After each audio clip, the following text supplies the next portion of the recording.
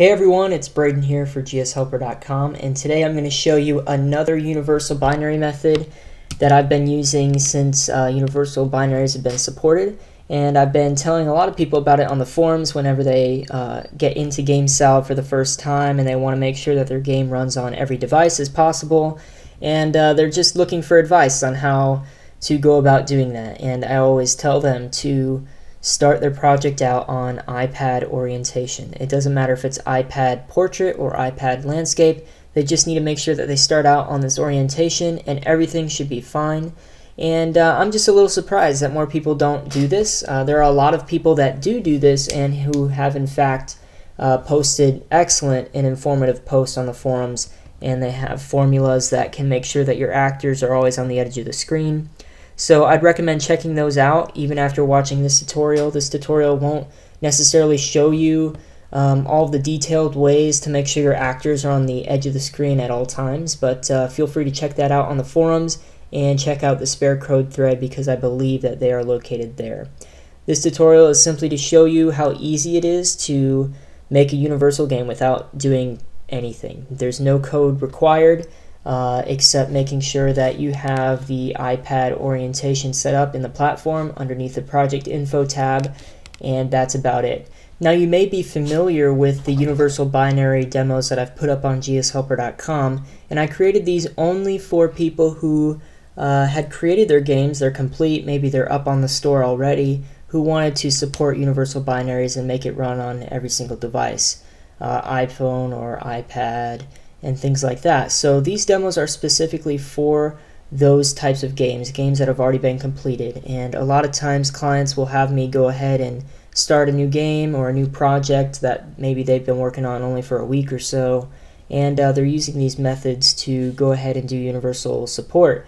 And I always tell them that this isn't, the best way to do it. I've intended these demos to be used only for people who have created their games already, whether that's on iPad initially or for iPhone, and they don't want to have to go back and redo their entire game. So that's why I created these demos. I do not want people to create a new game and use these because they're just not the best way to do it. So back into GameSalad, I've gone ahead and created an image guard that will help you to place your actors. And like I said, there's no code required in this. Just make sure that you place your actors in a certain way that when previewed on smaller devices, they won't get cut off because of the overscan. And so as long as you keep all of your actors, well, not all of them, just your HUD actors like buttons and your title image and everything like that within these little boundary bars here. And so I'll go ahead and click preview, and you'll see that it looks great on iPad. I think that there's, the space in between the edge of the actor and the edge of the iPad screen, I think that looks fine. A lot of people want to make sure they use up all that space, and that's understandable. And like I mentioned earlier, you can go to the forums and check out the formulas to make sure that you can do that. But for this, again, it's extremely simple just to place your actors within this boundary, and no matter what device you're previewing on, whether that's an iOS device or an Android device, it's always going to look good and be supported. So if we switch to the iPhone portrait for iPhone 6, and I'll go ahead and zoom in here and restart, you see it looks great. There's a little bit of space at the bottom, a little bit of space at the top. I don't see anything wrong with how this looks right here. Same for the iPhone 6 Plus. Looks great. And the iPhone 5, again, space on top, space on bottom. I think it looks great. And we'll go ahead and try the Nook. Works for Nook just fine.